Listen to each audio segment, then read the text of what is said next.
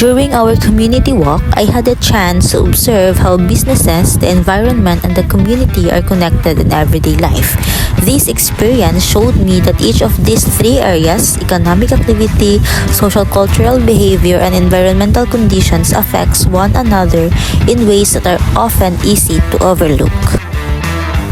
Economically, I observe how local businesses operate and use resources. Many small shops and food stalls continue to rely heavily on plastics for packaging and takeout orders, which is convenient but also harmful to the environment in the long run. At the same time, there were businesses that tried to save resources by minimizing electricity use or using the containers. This showed me a mix of both sustainable and unsustainable practices. Businesses clearly have an important role in shaping how resources are consumed, and their choices can either help or harm the community's move toward sustainability. In socio-cultural side, I noticed how people interacted with each other and with their surroundings. Some community members practice proper waste disposal, showing discipline and a sense of shared responsibility. Others, however, left trash scattered in the common areas. This reflects the cultural values present in the community. While there is an awareness of cleanliness and order, not everyone follows through with responsible behavior. Community life, therefore, becomes a mirror of people's values, traditions, and attitudes toward their environment.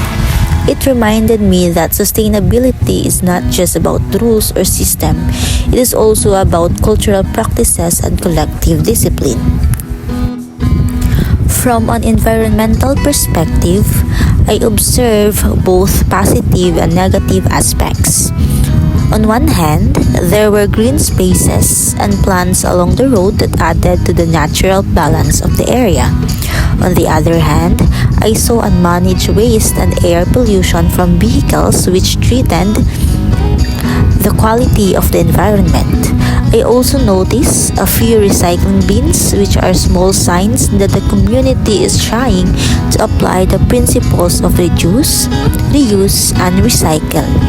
Still, the presence of pollution and waste disposal issues shows that there is much room for improvement. These observations can be connected to important concepts in environmental management. The reliance on plastics reflects the need for businesses to adopt the sustainability principles, such as reducing resource use and preventing waste before it becomes a problem. The behavior of the community highlights the importance of the 3 R's: reduce, reuse, and recycle, which is require active participation from individuals. The air pollution and unmanaged waste connect to the precautionary principle, which teaches us that preventing harm is always better than trying to fix damage later. Overall, the walk reminded me that environmental management system, or AMS, are not just theories but practical frameworks that can guide real-life decisions. Through this walk, I learned that businesses, communities, and the environment cannot be separated. Businesses depend on the resources from the environment to operate, while the community provides both labor and consumers for those businesses. At the same time, the environment sustains the community's health and well-being. If one of these areas is neglected, the others are also affected.